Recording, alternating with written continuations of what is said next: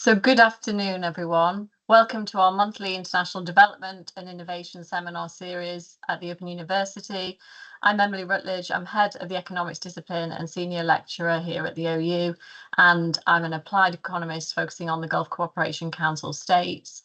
It's a great pleasure to introduce the speaker for today's talk, a friend and former colleague, Professor Mahjoob Zweiri.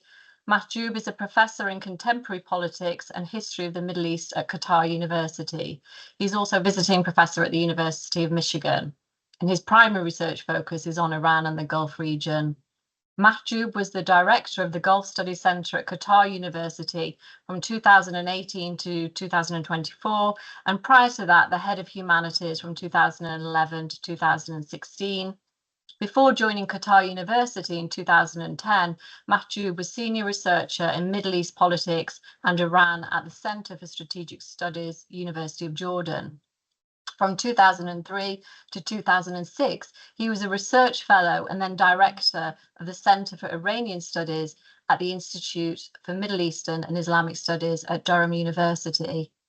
Mahjoob has around 100 publications in the areas of Iran and contemporary Middle East history and politics.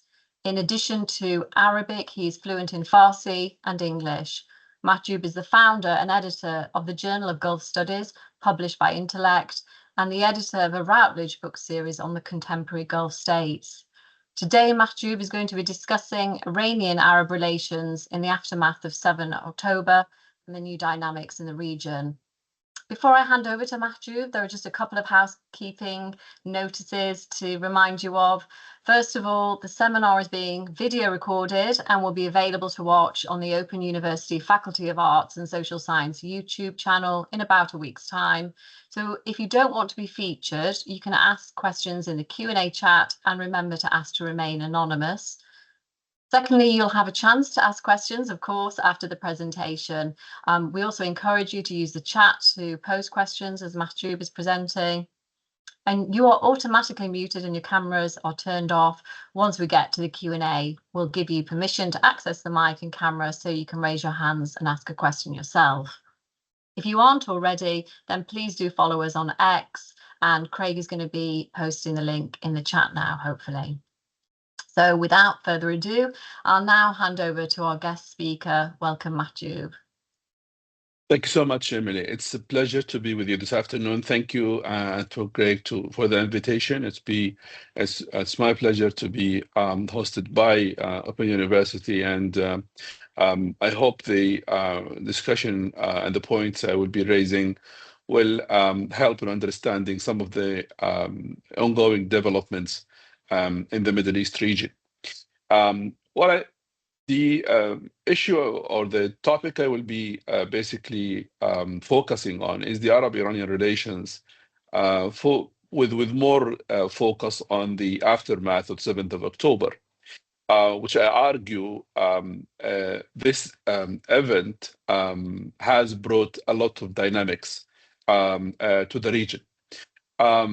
But before going there, let me just remind maybe the guests or those who are interested on Arab-Iranian relations. This kind of field, it's hard to understand without considering 5 main elements.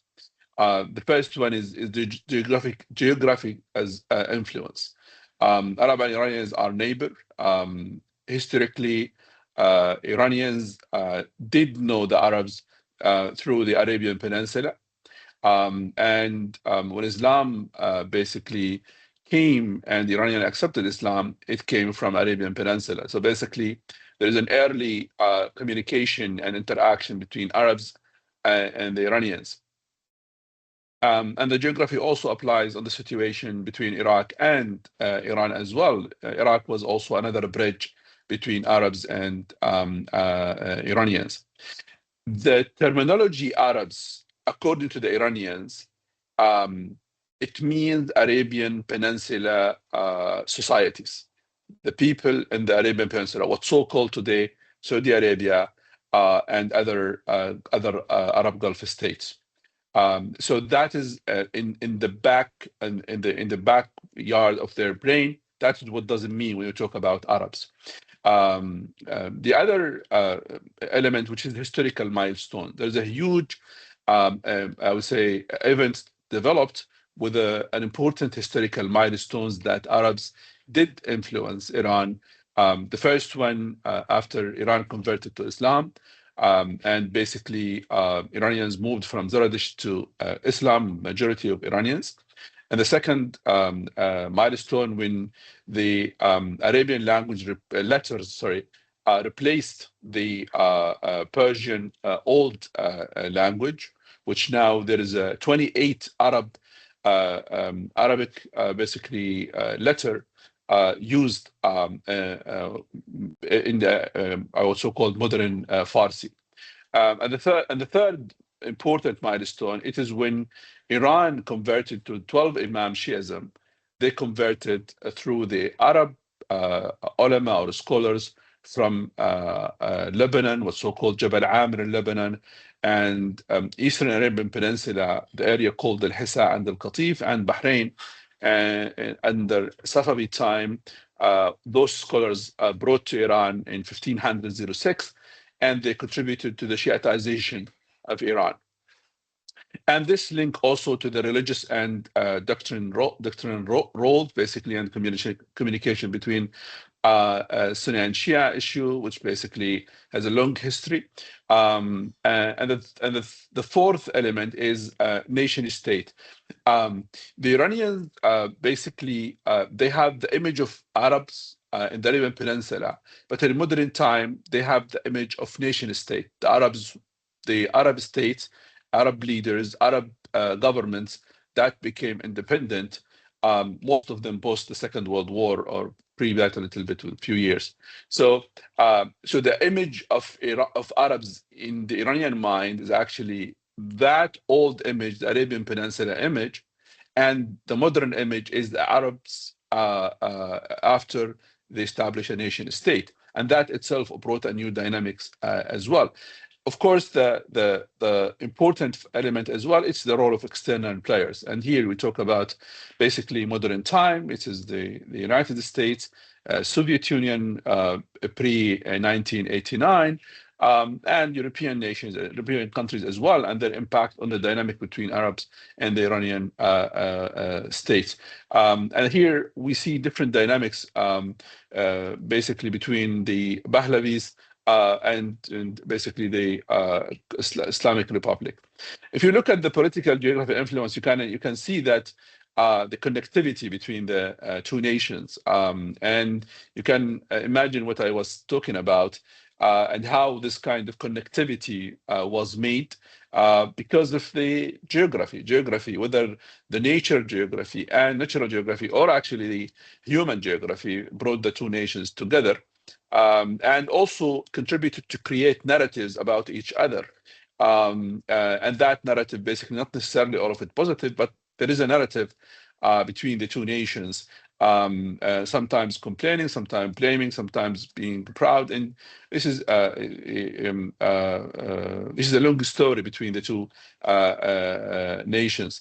For example, in the first 200 years of early Islam, an important historian, an important figure and historian of Iran called Abdul Hussein Zarrinkub, he wrote 2 volumes describing the first 150 years of Islam. And he called that book the 2 silent centuries, Du Qarn Sukut. And here he described that the decline of Iranian has happened because of Arabs. And when Iranians were not there, Arabs were not able to build a civilization. Of course, that the whole thing has been changed after Abbasid time. And then you will see different narrative from the Iranian side. The impact of nation state, absolutely crucial, because when we talk about modern time, the nation state, because the definition of national interest, this is something new. Iran has a unique situation, and Turkey. Both countries, they never been colonized. Maybe Iran, Russia and Great Britain, they occupied part of Iran in the early 20th century, but They've never been colonized. And that makes Iran and Turkey different cases when it looks at the dynamic of their foreign policy and relations with other nations. Now, talking about Iran, Iran has, after the constitutional revolution of 1906, Iran has identified itself as a nation state, and moving to the Pahlavi time, calling themselves an important pillar of the Middle East, and immediately they linked themselves to the United States. And that was an important stage where you will see that this kind of connectivity with the United States did bring Iran a lot of change until today. And talking about nation state, you talk about Arab states. Arab states, here you talk about states post the British mandate and French mandate, and I would say the new political geography of the Arab world, where we have countries with a definition of nation state that create a new dynamic between Iran and those countries.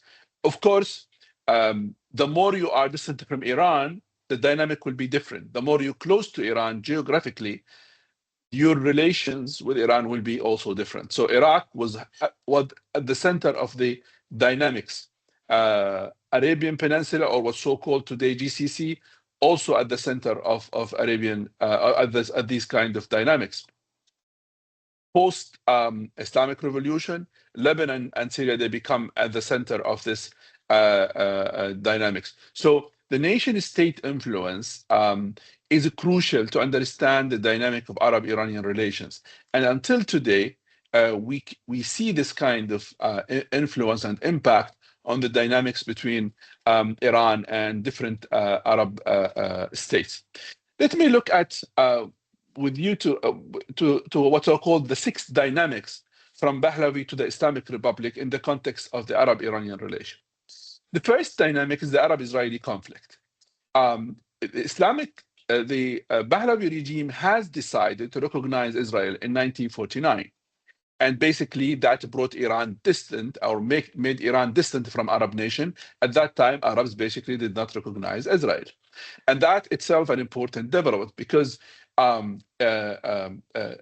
was a feeling that Pahlavi regime is basically anti-Arab Palestinian rights. And the way how Pahlavi regime developed its ties with Israel, and I saw the impact of this in the southern Iran myself, is huge. I mean, most of the debate today about the nuclear issue started at that time with the American and the Israelis. So there is a history of the relation between Pahlavi and Israel, despite the fact that there is no clear recognition of diplomatic ties. And it is very interesting to know that the last person who met the Mohammad Reza Pahlavi is actually the attaché of Israel, who basically visited him. The last prime minister of Iran. The last one he met was the attaché of Israel in Tehran at that time, because he wanted to show him that Israel is still or supporting the Pahlavi regime. If you move on to the Islamic Republic, there is a different dynamic.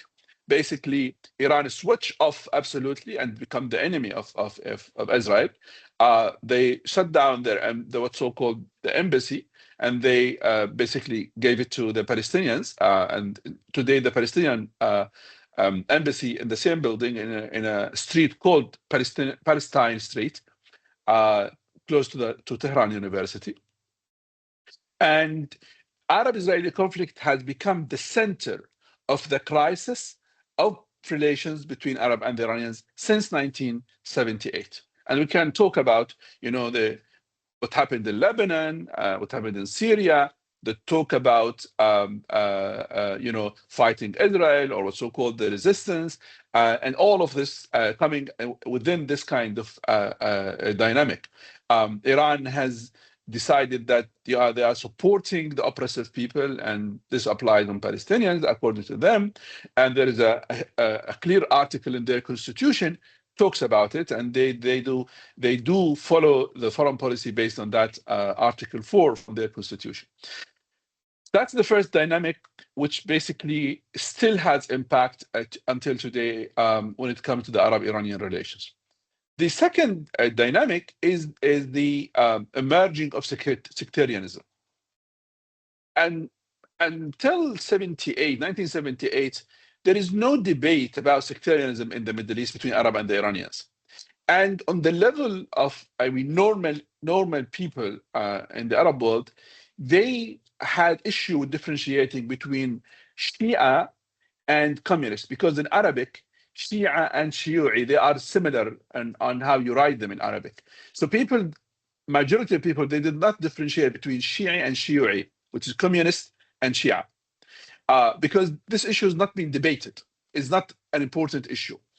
After the Islamic Revolution, after the debate, or the narrative comes from Tehran, sectarianism started to emerge, and then Sunni Shia issue. Of course, the way how the Islamic Republic foreign policy in the first 10, 15 years, considering the war with Iraq, the whole thing has changed. There is a talk about this is a Shia state, this is a Sunni state, and then that basically continued to be important until now. Actually, what happened in Iraq, what's happening in Lebanon, and debate. There is a huge concern from different Arab Gulf states who have a Shia minority about what's happening, because there was a huge criticism as well by those Shia about their what's so-called their rights. So the debate or the emerging of sectarianism is one of the major dynamics moving from Pahlavi to the Islamic Republic. The third dynamic, which comes to the energy security. Iran is an important country when it comes to the oil production and gas production. So it's a major contributor. So the minute you block that, it does affect the energy market. And of course, it will affect the Iranian economy and Iranian people's life. And because of the sanctions imposed on Iran, whether from United Nations, whether from the European Union, or whether from the Americans, or European states, different European states, energy security was threatened, basically. And until today, when it comes to Iran, it has no energy security. It's been threatened because of its energy. We know that Iran does sell oil using international water and using different ways to 2, 3, 4 countries in Asia, but this does not bring a lot of revenue to Iran, and it's also problematic for when it comes to the outcome politically and also economically. The fourth dynamic is the crisis with neighbors. In the last, this kind of shift from Pahlavi to Islamic Republic enters Iran in a different crisis from, with Iraq, the war, 8 years war, with Saudi Arabia, because there is a huge competition and rivalry between the two countries, with the United Arab Emirates over the 3 islands. And of course, sometimes these kind of issues disappear. For example, Iraq was, according to the Iranian, a serious threat to their backyard and a security threat to them. But Iran does recognize Iraq now as a friend after 2003, because the government there seems to be a close friend to Iran. Saudi Arabia, they have a honeymoon of the relation in 1997 to 2005. And then 2005 until 2003, there was a series of a crisis between both countries. After the Chinese mediation, the relation has been changed. The United Arab Emirates, it's upside down, but now the relation is good. And this tells you that kind of narrative and actions from Iran, how changed the dynamic of the relation between Arab states and Iran. The fifth one is the emerging role of non-state actors. Non-state actors, which is a new phenomena in how they basically shape the Middle East. And here you talk about Hezbollah, Hamas, and other organizations, who's been, perceived as the arms of Iran, and basically that changed the whole thing, because this meant two things. First of all, there is a weakness of the state, fragility of the state, which basically neither state in the region nor globally wants to see this. And secondly, non-state actors are replacing the states on their role when it comes to the security and sometimes economic activities and cultural activities. And that itself very scary to the governments. So the role of non-state actors is a very important dynamic to look at it, to understand how the Arab-Iranian relation has been changed in the last 45 years. We will come to the issue, to recent developments, and we'll see how 7th of October is affecting that. The last dynamic is basically the post-Cold War dynamics. Is basically, previously we know that Iran was investing on the relation with Soviet Union, with China, and then they continue that kind of pattern. But although they are continuing this, but they know that the United States is the major player. And when they wanted to decide major issues like nuclear deal and all of this, the key issue is the United States. So they will not be able to get the deal of summer 2015 without Washington on board. And if you see now the negotiation between Iran and America with the Omani mediation, you see the dynamic has been changed. It's been changed because of one thing. Europeans are no longer the major active player as they used to be. China and Russia, they are basically, they sign a deal with Iran, one of them 20 years, one of them, I think, 40 years. And basically, they know they have already secured some of the interests with Iran. So they are monitoring what's the situation there with the United States, but they are not really completely involved. The agreement or the nuclear deal in 2015 was between Iran and 5+1. The possible deal will be between Iran and the United States, and that is a major shift of dynamic, which will affect Iran foreign policy in the region if it happens. This is just a map to look at, when it comes to the sectarian issue. You see the Shia Sunni Christian and the region, and what the weight of Iran when it comes to Shia population globally. Now, what happened on 7th of October, but when it comes to Iran, how Iran was just reacting to this. In the morning of 7th of October, Iran, like other states or other politicians, was surprised at what's happening. So what happened is, in a way or other, being done by Hamas with a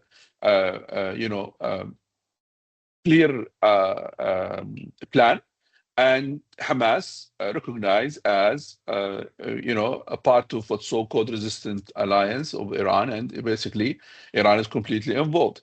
When Benjamin Netanyahu came and he announced that those are Iranian basically proxy and all of this, so Iran has to act. Iran was between two choices. If they recognize, if they said that they are in a way or other, or accept the narrative of Israel, this will put a lot of pressure on them globally, which basically, at the end of the day, Israel is part of United Nations. And if they said we do support what happened, or we are involved in this, that means a lot to them. This means doubling the pressure, recognizing them as a state which support terrorism and all of these kind of I would say descriptions of what's happening. And at the same time, if they wash their hand and they say we have nothing to deal with this, that puts them also under pressure from their base, whether inside Iran or outside Iran, saying, okay, but those people they are fighting Israel. So why you are not supporting them? So they were hesitant how to counter this, how to deal with that. And the second day, 8th of October, Wall Street Journal came with a story from Dubai, journalist, or it seemed its correspondent, saying that there was a meeting in Beirut and Iran was part of the meeting, and so they are aware of this. That was a serious matter because basically Iran has to come and say something. So this, and then Iranians start to put, I would say, some reactions to that. So they have to say, okay, they are not part of it. They did not attend any meeting. There was nothing happened. And they start talking about this. And the foreign minister at that time, Abdullahian, who was killed in a helicopter crash, he was trying to say, reflecting the view of the state that, Iran was not involved in this. However, it's the right for Palestinians to resist or to fight their occupier. So they have to create this kind of narrative. All this, of course, does not help them because at the end of the day, when it comes to the United States, to Israel, and the friend of Israel across the globe, they will not be, I don't accept this. I think this kind of change, Iran does not like this kind of change. In other words, if Iran was consulted about this incident, Iran would not approve it. Iran does not like surprises. Arab uprising, for example, was a surprise to the Iranians and made them lose their image and change their image in the Arab societies and see them as anti. Iran has presented itself as anti-authoritarian regime, but because of Syria itself, Iran presented itself actually in a different image as actually supporting the oppression of people. So these kind of, I would say, sudden developments basically annoying Iran. And my own analysis tells me that, as I said, Iran, if it was consulted, will not approve such thing. And I think Iranians, they found themselves in a situation they have to maintain the status quo pre-7th of October. So to do so, they start engaging themselves with a discussion with Arab Gulf states, with Qatar, with Saudi Arabia, with Egypt, with different countries, because they don't want things to the situation to be escalated. We know at that time already the government of Israel announced that they plan the status of war, and basically nothing can go back to pre-6th October. But Iran was doing a lot of active foreign policy, trying to convince all parties, talking to Russia, try to, I would say, de-escalation, to maintain the situation, try not to avoid any escalation. But Iran and others, they failed to do so.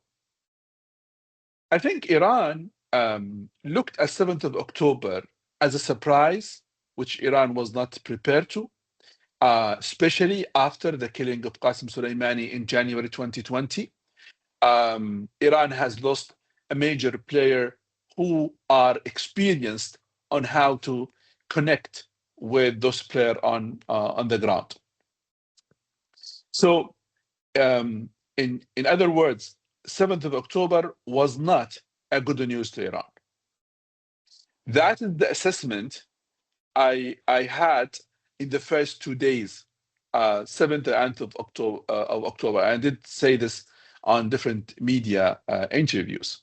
But at the same time, they cannot wash their hand and say they have nothing to deal with that. So they have to basically involve themselves, at least to show they want peace and stability in the region. That could help to at least avoid accusing them of being part of what happened. It took a long time of diplomacy of Iran. I'm not sure countries like the United States, other European countries, they were convinced of any, I would say, role that Iran can play. But I think Russia, China, at least they were close to Iran in their opinion. One of the issue here, it's important to highlight, is that Iran, when they realized that Israel is going to a serious war, I think they felt that things are moving out of control. Now the question is, does Iran basically was keen to involve all of those players like Hezbollah and others? There is no confirmation, I would say any statement from Iran that they wanted Hezbollah and Houthis at that time. I talk about pre-April 24, that they want them to be involved. But those two players, they became involved.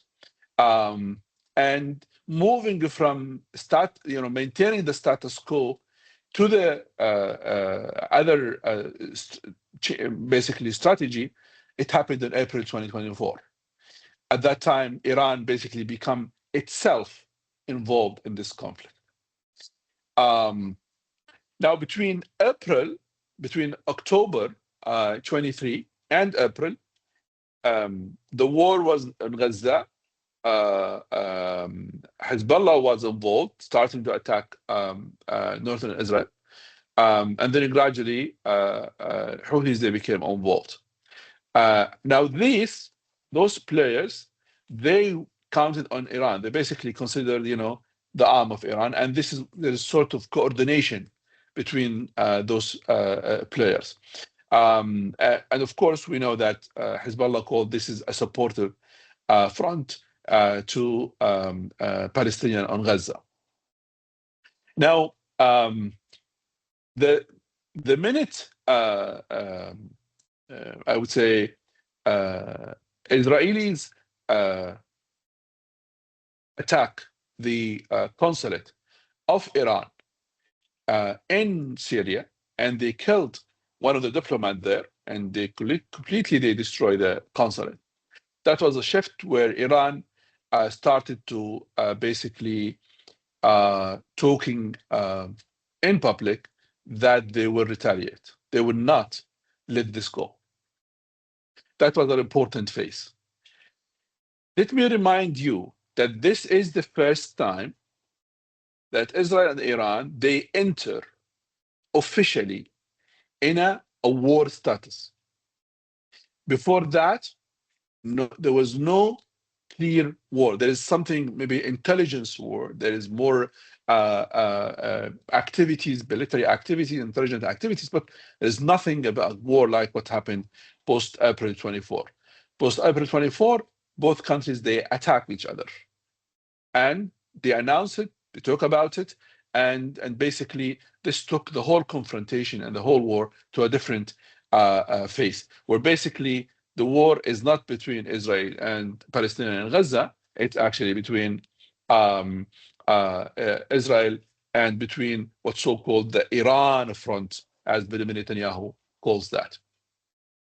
The wartime was very, very, very complicated because nobody, as I said, remember my statement, Iran did not like surprises. Iran was not expected this event, and they were forced, because when Netanyahu at that time, he was trying to bring Iran to the front, to the battle, because he knows that if Iran attacked on this consulate, Iran will not keep silent. Let me say also in this context that between 2015 and 2024, Israel did attack Iran and I would say, bases and forces in Syria more than 1,250 times. and the number of people killed, not necessarily, but we know that maybe 1,000 or more actually killed.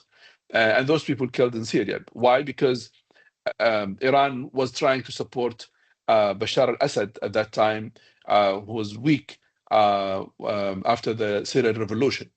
And Israeli perception since 2015 that Iran is becoming on the border with Israel, and basically Israel should not keep silent. And that tells us there is an ongoing war between both sides pre 7th of October, but 7th of October has changed the dynamic between the two parties. And that dynamic basically brought sort of regional conflict, or about actually to bring, let's see what will happen between America and Iran.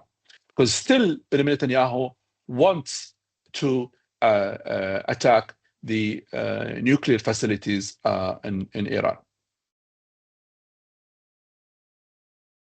Now, on this also, let me, the wartime contributed to a few things. Number one, Israel is becoming more aggressive against Iran and its own basically alliances in the region. Hezbollah was severely attacked by Israelis, killed the leader and top leaders of Hezbollah, military and political leaders, weakened Hezbollah militarily, and now there is a huge conflict now in Lebanon. Hopefully, will not develop after what we see now, but Hezbollah accepted to sign what's so-called truce because of the attacks that Israelis targeted them, and that indirectly weakened Iran in the region. More importantly, within this context, Syria has been basically, Syria was able to end Bashar al-Assad.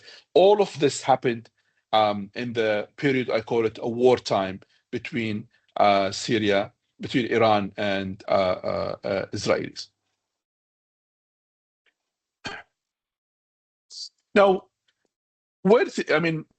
considering all of this, what is the outcome of all this? Number one is the decline of Iran's role. It's obvious that the 7th of October does contribute to a decline of Iran, whether on the Lebanese front, on Syrian, where basically Iran has no base. Iran has to withdraw more than 4,000 military personnel with the Russian support, according to Vladimir Putin, that he admitted in a press conference that Russia helped Iran to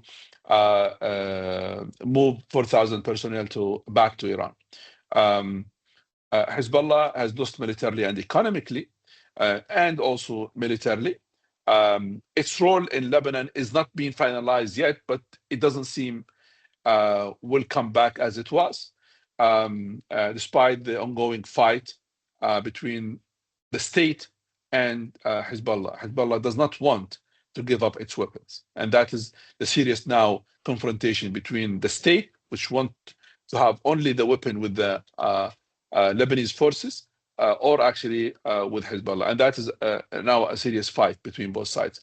In the last 24 hours, there's a crisis, diplomatic crisis between Iran and Lebanon, because by a statement made by the ambassador of Iran in Lebanon, says supporting a speech of Naim Qasim, the Hezbollah leader, where he basically insists on keeping the weapon. And there is now, they called the ambassador for the foreign ministry of Lebanon. The other dynamic is the Saudi-Iranian relations. Saudi-Iranian relations, as I said, 2003, because of the Iraqi and then Chinese mediation, enter a new phase. Now, because of what happened in 7th of October and the dynamic created, or the dynamics of change of dynamics brought by this event, it seems that a lot of change is going for the interest of Saudis. Losing Syria is the favorite of Saudi. Losing Lebanon in favorite of Saudi Arabia. And that's what you see now. A lot of support the new government in Syria, support to Lebanon. And those are many platforms that Iran has lost. However, it seems that Saudi Arabia wants to maintain a good relation with Iran. So in this context, we saw the visit of the Minister of Defense, the brother of Mohammed bin Salman, to Iran, and talking about developing the ties between both sides.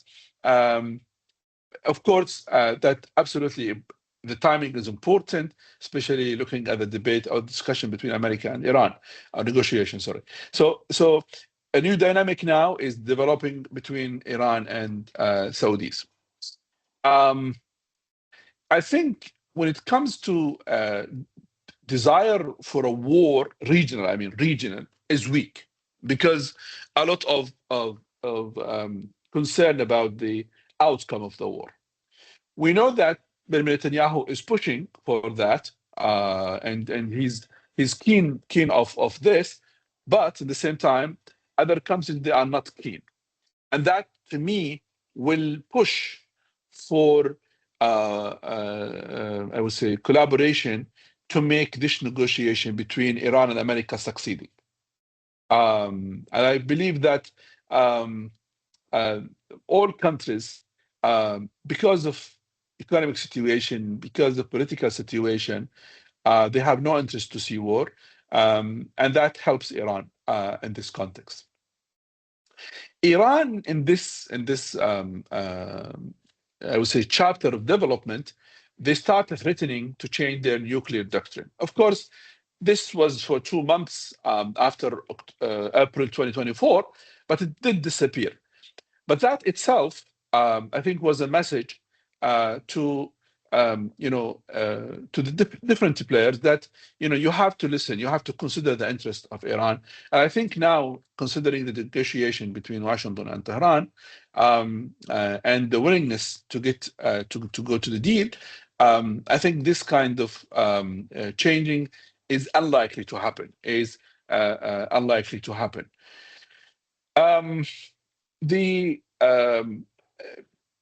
The thing I also expect on, despite all of this, I think the uncertain relation between Arabs is likely to continue.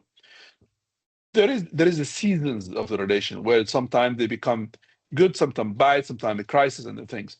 I think the uncertainty likely to continue despite all of these signs between Saudi Arabia and Iran.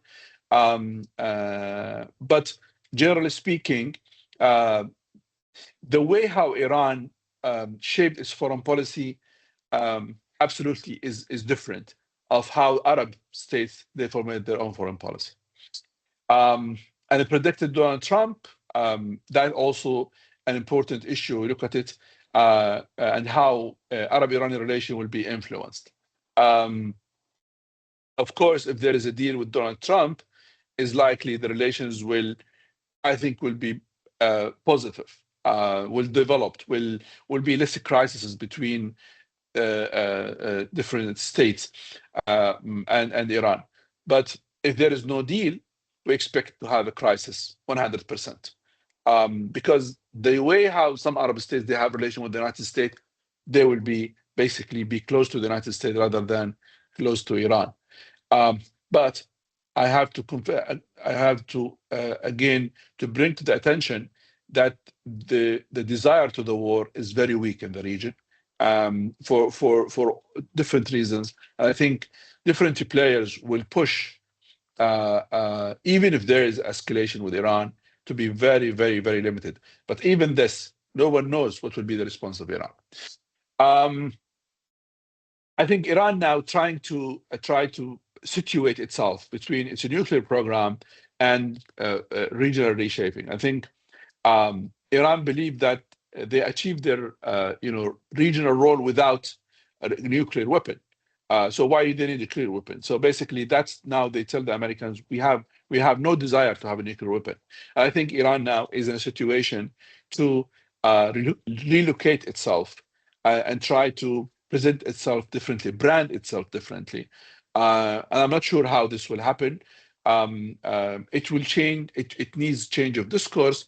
change of narrative, which I don't think so Iran can do it quickly because of one thing. It's a revolutionary state. And these kind of states, they need time to change all of that.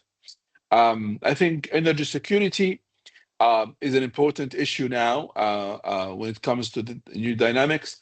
The expectation, if there is any attack to Iran, the barrel to go to $200, $250, and that basically will create will have a serious ramification on different countries.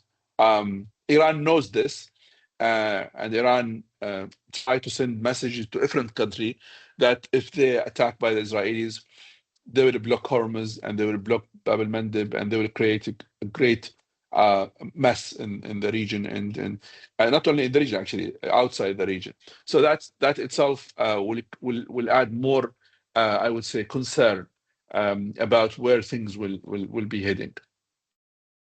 From Iranian perspective, Israel has lost domestically and regionally and internationally, and by going, if they go to the war. And I think, and they believe that the war on Gaza itself basically will have a great ramification on the image of Israel globally. So it's better not to engage themselves in a war with Israel, because Israel is losing according to their own analysis. So it's good to distance themselves and leave Israel to think itself. And that itself basically in the background of their thinking how to tackle the different changes and dynamics in the region. I think if you are interested to know more about different dynamics and history, this is the book published by Routledge. The first chapter is open access. You can download it from a Routledge website. This will tell you why studying Arab-Iran relation matters. With that, I thank you all, and I'll be happy to answer your questions. Thank you, Mahjoob. Thanks so much for that. It was really interesting to hear your analysis on these important issues and also to get the historical perspective of the relationship as well between Iran and the Arab countries. So I've got a couple of questions myself, but first of all, perhaps we can open the floor to the audience to see if they've got any questions. Yeah, I can see Les, you've got your hand up if you'd like to go first. And yes. Yeah, thanks for the talk. I mean, early on you said that Iran, like Turkey, had never been colonized in the way the other, say, Arab countries had been, as if that were the end of the matter. But your entire narrative sanitized the crucial role of neo-colonial domination, including of Iran itself. I mean, you said that Iran, the Pahlavi regime, had close links to the USA.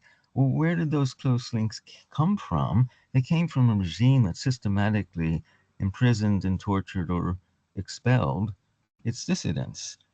And then when there was the chance for a democratic election, which led to Mossadegh being elected and trying to nationalize the oil industry, British agents overthrew him and restored the Pahlavi regime. I mean, this is just one of many examples of where and how there has been close links with the USA until the Iranian Revolution. And then you briefly mentioned the Iran-Iraq War. Why did that war go on for so long?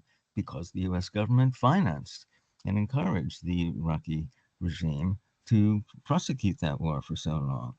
So it's a euphemism to say, you know, that Iran was never colonized. It was always, since '79, it's been seen as a threat to U.S. imperial interests, and perhaps rightly so. That would be a different story.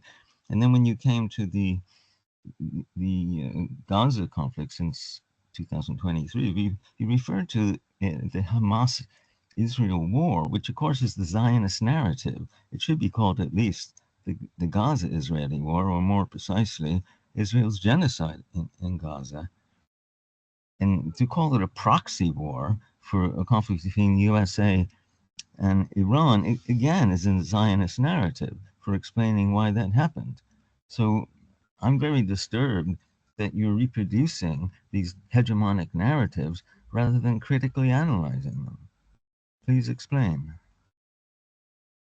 Thanks, Les. Is it okay if we take another question, Mahjoob, and then we'll come back and you can answer them together? Yeah, absolutely. Unless you... Absolutely. Thank you. Yeah, Edward? Hello, it's great to hear your work as always, Mahjoob. So it's really good to see you speaking to us today. I had a couple of questions. If I may, I'm happy just to come back to the second one if we want to take others first. But the first is, to what extent do you think the events and the aftermath of what happened with October 7th, and well, I'm talking about kind of the regional politics here rather than some of the things Les was referring to, but how did that create or to what extent did it create a confluence really of interest between Iran and its Arab neighbors? Because, you know, on the one hand, you had all these, you know, I think a lot of the Arab states were very concerned, particularly the GCC states, about, you know, their own kind of development processes and wanting to ensure their security, and therefore you had a lot of diplomatic representation going, you know, towards Iran to try and protect themselves, so looking to serve their own national interests. But then at the same time, you know, you had Iran then really wanting to be involved in the kind of diplomatic processes surrounding the conflict as well. So in a way, that created this sort of momentum and therefore an acceptance, you know, of some of the Iranian positions and the Arab Gulf positions. So I think it, you know, that was then further enhanced by Trump coming to power and you know, the close relationships that he has with you know, certainly with Saudi Arabia and the Emiratis and Qatar as well. So that's sort of created this sort of good moment for them to actually have further diplomatic engagement, on the one hand protecting their interests, but also then providing a space for further conversations to be had about, you know, security guarantees and things like that. Because ultimately the Gulf Arab states were looking to protect their own interests, not wanting to be dragged into the war between Iran and Israel. But that then gave Iran a sort of a way in to sort of have these conversations and then to build confidence amongst sort of the regional actors. And then the second one is just really looking into the future. Where does the resistance axis go from here? You know, because if its sole purpose, you know, to sort of combat Israel has been, you know, reduced, or its abilities, you know, what future does it have? Because obviously it's fundamental to how Iran sees the region in many ways, but it serves a practical purpose. It helps Iran maintain its strategic depth. It helps, you know, Iran give a sort of ethical dimension to its foreign policy as well, in terms of those constitutionally defined ideas about protecting the oppressed and things like that, which you touched on. So what futures does the resistance axis have if it is sort of militarily degraded, or if Iran pulls back from its material support for them? Thank you. Thanks, Edward. Over to you, Mahjoob. Yeah. Well, I appreciate the first comments. When I talk about colonization, to me, it's very clear. It means boots on the ground. It means troops colonize both countries. This never happened. Then I understood what you mean. The terminologies I'm using. I will be frank with you. I give a lot of talks, and I'm trying to be careful on my terminologies I'm using for different reasons. I do call, personally, I do call what happened in Gaza genocide. Yes, I believe in this. And I wrote about that. I'm trying to use a language. At the end of the day, I'm not English speaking. I am a person whose language is second language to me. So I'm trying to use language people can understand, but not necessarily I believe in that language myself. So I'm not repeating it, so I believe in it. I think Turkey and Iran, they never colonized. They never have troops on the ground with colonized for years, like Algeria, like Egypt, like, for example, Iraq by the British, or like Syria by French. This never happened. However, there was a huge intervention from the American, from the British, in Mossadegh time. Absolutely, you are right. That is a political security intelligence intervention because they wanted to maintain their interest. The colonized terminologies This is produced by English, and I think if you want to speak in Arabic, you will find yourself you have to use some of the terminologies because those are the terminologies more used in Arabic. So I think the war on Gaza, I think also it's a genocide. I think that killing all of the civilians, there's no justification for that. That itself tells you that the crisis is there even without Iran. So Arab-Israeli conflict has its own dynamics even without Iran being involved.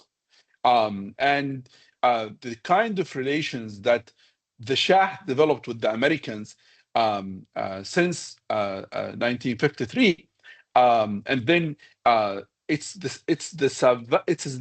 CIA and Mossad who basically established SAVAK to protect the regime of Pahlavis in 1956. So I'm aware of all of this, but I'm trying to highlight that the impact of the United States on Iran was crucial in the context of Cold War. They want to block the impact of Soviet Union to the Gulf. So they used the Pahlavi regime, and Pahlavi regime wanted to have access to Iran by recognizing Israel and having a good tie with Israel. So both of them, they try to please the other side and get access to the other side. And I think that itself, I don't see that what Iran was doing at that time served any kind of interest to the Iranian people. It was served the Pahlavi regime rather than the people. The talk about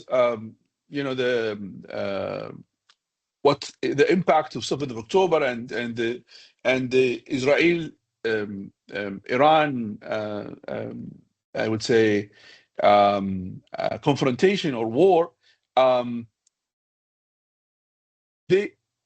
The main issue here, does not necessarily only make you believe only the Arab-Israeli conflict. It's also the perception of two parties of each other. How the Iranian perceive Israel and how Israel perceive the system, Islamic Republic of Iran. And by the way, not necessarily all Iranians will agree with the regime. By the way, there was a lot of surveys that people they disagree with. They don't see that they need this kind of war and the confrontation with Israel. Why they are involved in Arab-Israeli conflict.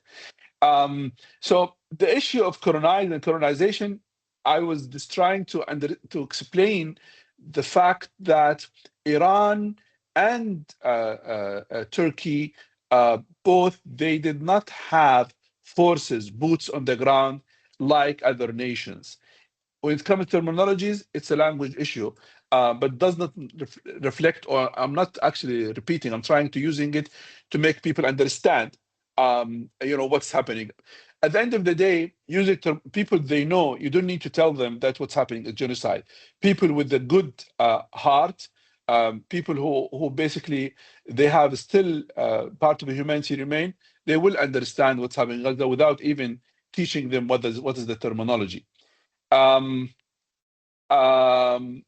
it comes to the where is the resistance axis will go, at the end of the day, I think it's likely to face some weaknesses, of course. The 18 months on Gazan people will not basically result with Hamas being, maintaining its own strength. Of course, there will be sort of weakness. We expect this axis to be weakened, especially there is, I would say, no acceptance from some regional countries. The Egyptians talk about Hamas basically handle its weapons and has no right to have weapons. So basically, disarming Hamas itself now, it's part of the a new proposal according to the leaked information. So of course they will face a real weakness with American pressure, especially if American intervene militarily Of course, they provide now a lot of weapons to advanced weapons to Israel, and they are using them to kill more Palestinians in the last 52 days since March. But I think Hezbollah is maintaining its own domestic politics matters. I'm not sure they will be engaged in a kind of attacking Israel soon, unless the confrontation with the state goes beyond expectation, and then we go back to like 2008, 2006, where basically no control, and then things will go out of hand. I think when it comes to the Arab Gulf state and Iran, again, I think the interest is the interest of the states is crucial, but also they are trying to have their own calculations. They have no interest to have Iran an enemy, but also they don't accept some of the Iranian policies. So they have to maintain, so they have to create a situation in between so they can avoid a serious confrontation with Iran. The states are worried of the ramification. The states are worried of what will happen if there is a serious war in the region, like Iraq war, for example. All of this developments, economic developments, Saudi Arabia will host World Cup in 2034. So there is different debate on when it comes to stability in the region. So there is a desire to maintain this kind of negotiation with Iran to avoid the serious confrontation, because the ramification will be heavy on everyone. And as far as I know, even the Americans, they have no interest on having war, because they know that this will affect the American people's daily life. Thank you. Thanks, Mahjoob. We've got time for a few more questions, if there are any others. Leslie, got your hand up?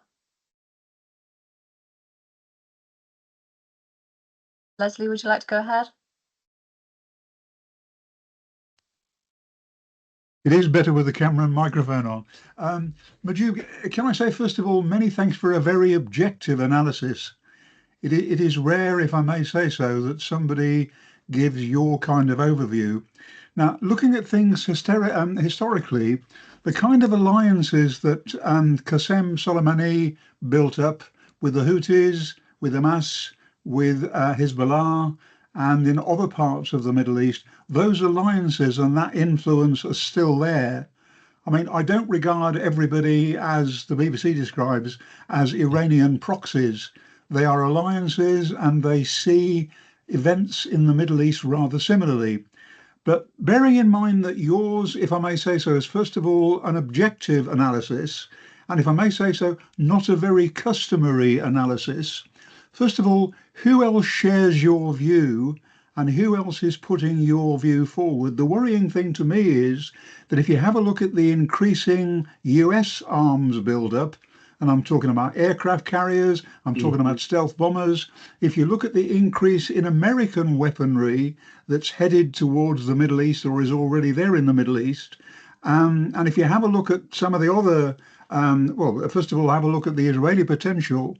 There is a lot of potential for a very, very different analysis, and even some kind of war and even some kind of regime change in Iran. Now, obviously, that's not your analysis. And the other thing, of course, that you didn't mention was sanctions. I mean, yes. Sanctions at the moment are having an absolutely crippling effect on Iran. So, first of all, obviously, many of us would like to see the resurrection of the deal that Trump abandoned. But many of us particularly also would like to see a modification or an easement of sanctions.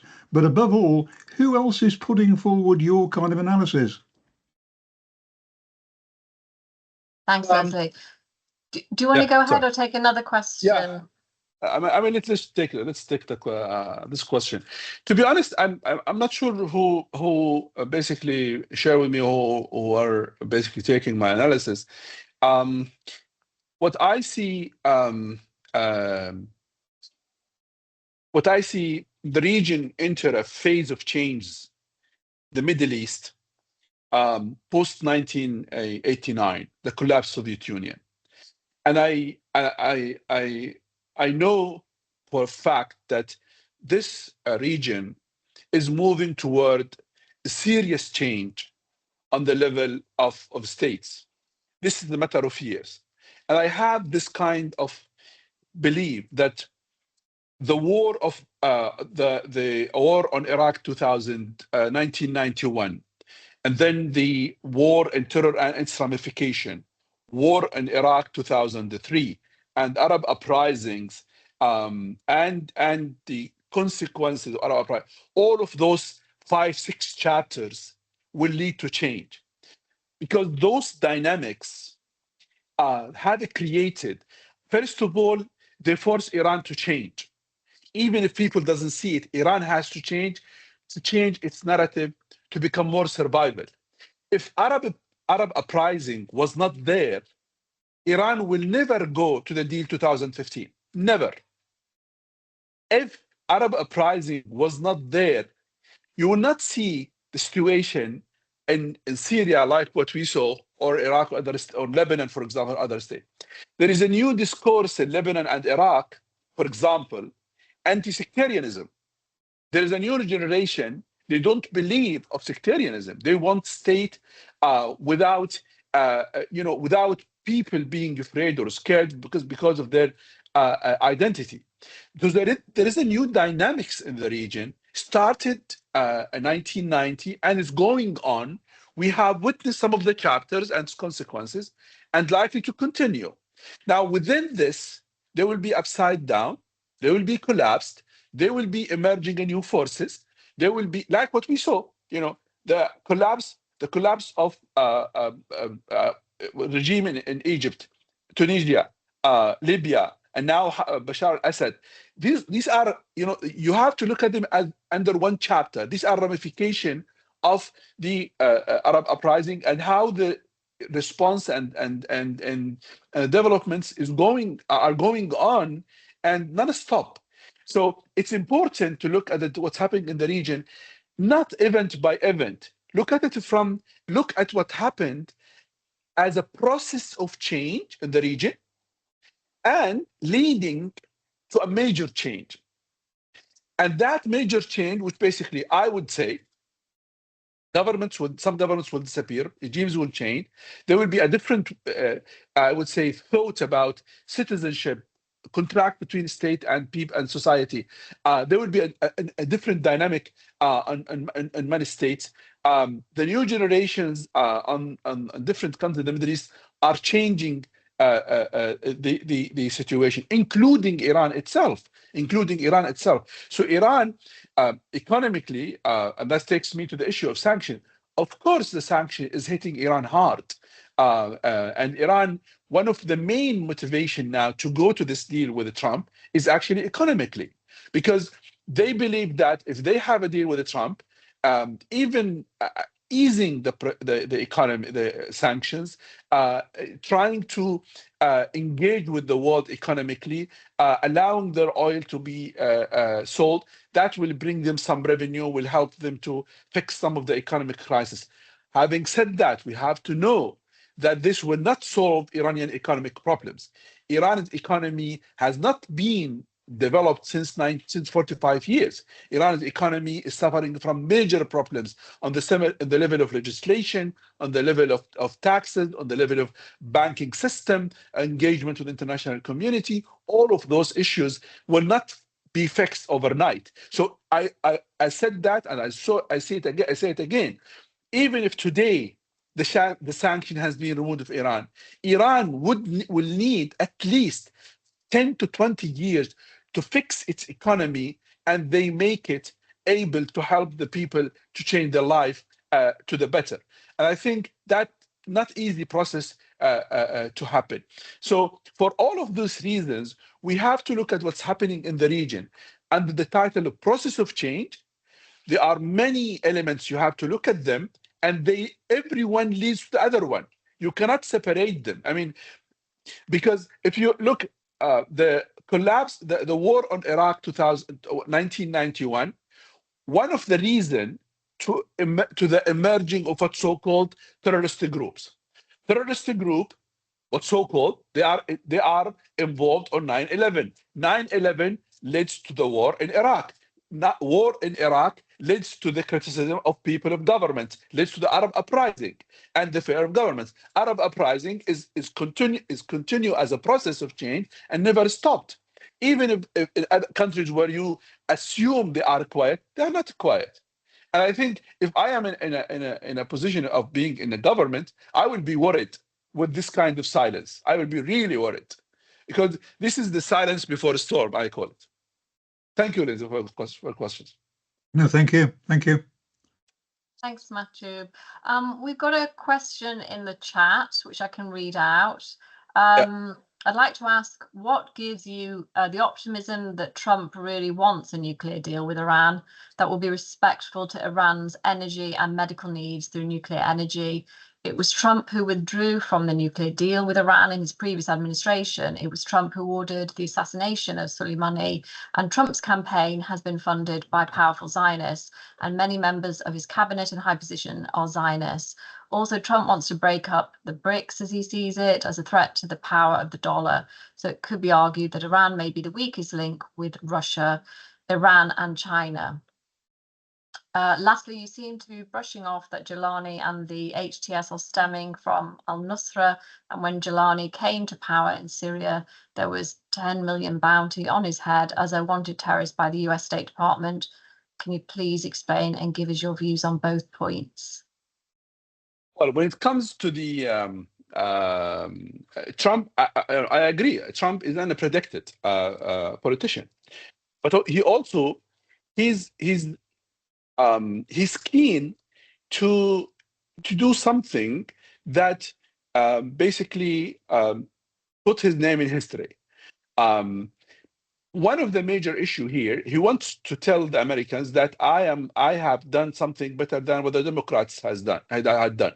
So he wants to say, okay, the deal I am signing with Iran is better than the one signed by Barack Obama, or sorry, signed under Barack Obama administration. It's a personal issues. Again, I'm analyzing based on his statement, based on his narrative and his action. He's interested on himself and his ideas. And Iran, yes, Iran is not strong as people imagine, but also is not weak as people imagine, because basically they still believe they have cards in hand, even with what happened in Syria and Lebanon. They still believe they can annoy, not necessarily win, but annoy. They believe that, you know, Trump not in a position to force them to do everything. They are relying on two facts. Number one, they have no desire to have a nuclear weapon because there is a fatwa from the supreme leader, according to all of the things I'm following closely. So they have nothing. And number two, they have achieved a lot by having traditional weapons, missile system. So why they need a nuclear weapon? So by having this narrative, they are basically and saying, okay, they are willing to have only uranium enrichment up to 5 or 3.5 or 5%. They have no interest to have 60 or 90% enrichment, and what they have of uranium, they can keep it with Russia also. So they are giving something they already suggest on 25 in 2015, sorry, but at the same time they show flexibility. I said economic situation is not good. Iranians, I think they are following what's so-called buying time strategy. Buying time strategy is basically, you have Trump for years. Nobody knows whether he will stay or not. If they sign a deal with him, let's say 10 years, nobody knows what will happen, how the world. They will be able to relocate themselves regionally and globally, and to absorb the shock happened in the last 18 months and restart their engine regionally and globally. So it's not about reaching to deal because they have the best thing. It's about buying time, and that is the reason why they try to be more, I would say, fast to say, okay, we come with this. The previous deal is part of the documentation. Let's build on that and do something, and that served the interest of Trump. Trump wants a deal because he wants for his base. He wants to say, I have done something. Now, talking about, the lobby, the Zionist lobby in the United States, we have to differentiate between the conservative radical right or wing in the United States and how Trump perceived them.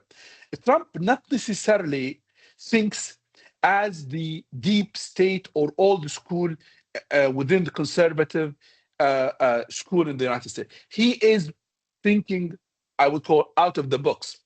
That's how he talked to Benjamin Netanyahu when he said, "Okay, I want to engage with Iran, and you need to fix your problem with Erdogan. Erdogan is my friend." So that is not the president who is accepting the pressure from the lobbies. But at the same time, he's saying, okay, there are deadlines. I am doing this with deadlines. If we don't, there are other options. And the other option will please you. But I have to say that I don't think so. He's keen to be involved in a war. That itself, looking at tariff actions and all of war he's actually now waging economically, that will take him out of history. And that does not basically achieve his goal, personal goal. When it comes to Shara, this is politics. States can change their mind. The United States, they had 10 billion on Ahmed al-Shara head, but now they removed it. They try to pressure him for two reasons. They want to make sure that no threat on Israel, and Israel will not be based for any kind of what so-called organization, terrorist organization. Now, Ahmed al-Shara, he's saying in his today interview with the New York Times, he said, okay, actually, I mean, I invite you to read his interview with the New York Times, because he was sending a very clear message. It's warning. Syria is an important country, and if Syria is not stable, and if the others are not contributing to the stability of Syria, everyone will pay the price. That is his message. So he was saying those who come to us with list of demands, they have to review them. So that is a new narrative from Ahmed al-Shara, and the Americans accepting him. The Europeans, they seem fine with him because they want to have millions of Syrians going back to Syria. You can talk about they are dealing with Benjamin Netanyahu with all of this I would say talk about justice, the justice court and calling him a crime, war crime, and all of these things. But they treat him and receive him. And I think what's happening now is the leaders, they try to handle the situation again from a buying time perspective. I don't think so. What I see of the positions that leaders and governments are sincere, to be honest with you. I think everyone is buying time, trying to see where things are heading, how things will develop. And I do believe now in the world, we used to talk about maybe 5 years plan, and then we have 1 year plan. I think now we have day-to-day politics, which basically what happened today, how can we react to that? And that's a reflection of the crisis globally. Lack of leadership, lack of values politically, and the absence of a human rights respect and accepting all of this killing. These are really crises. You're reflected on what we are seeing. Those are behind the scene, but you see them on different actions from politicians and from the states. Thanks, Mahjoob. That's really interesting analysis. Do we have any other questions? In the meantime, I've got a short question for you. You talked about how Iran has clearly been weakened, but how much does Iran itself recognize internally or acknowledge the extent of how much it's been weakened in, for example, Syria, Lebanon and Yemen? And how much is that going to influence its outlook and approach, do you think, in terms of its negotiations with the US? As I said, I mean, they recognize it because they always talk about Syria will become a failed state, and Syria will become a center for terrorism. They tried to sell this narrative, but they failed. But they recognize the fact that economically, the maximum pressure of Trump administration is hitting the economy hard, the currency, the inflation, everything. I think you see that on, the president did talk about it, Masoud Pezeshkian, and he did say a few days ago that, we recognize we have problems, blah, blah, blah. And we are, keen to go to have a deal. And things can be better. However, we will not link everything to the deal. But that's a reflection, not necessarily of strength. I think he recognizes himself that without being engaged with the international community, without being open, because even if Saudi Arabia, I'll give you an example, even if develop a good relations with Saudi Arabia and Iran, Saudi Arabia cannot invest in Iran. China cannot invest in Iran. China would withdraw its national company, oil company, which was working on one of the fields because of sanctions. Those are the friends of Iran, like China. They would withdraw because of the impact of sanctions. So sanctions is dominating, I would say, the decision making of Iran. How can they ease the sanctions? Because that will allow countries to come and invest jobs and changing the economy. So every country wants to develop a political ties with Iran and wants to help Iran will not be able to do so under sanctions. So that's the reason the solution should come from Iran to move towards deal so they can ease the sanction, so the countries who some assume they are friends of Iran, so they can help Iran. Without that, they cannot fix their economy and the problems because of this weak economy. Thanks, Mahjoob. Do we have any other final questions before we wrap up? Can't see any hands up. In that case, it just leaves me to say thank you so much for today's talk, Mahjoob. It's wonderful to have you with us and very enlightening. And thanks so much for giving up the time to come and discuss these important contemporary issues with us today. Thank you also for everybody for participating and for your great questions. And there's just one final thing for me to do, which is to let you know that next month's seminar is taking place on Wednesday, the 21st of May, and it's entitled Rice is a Political Commodity, the Food versus Cash Transfers Debate in Bangladesh. And you can sign up for that talk now. So thank you very much and enjoy the rest of your day. Bye-bye. Thank you so much. Thank you. Thank you so much. Bye-bye, everyone. Thank you. Thank you.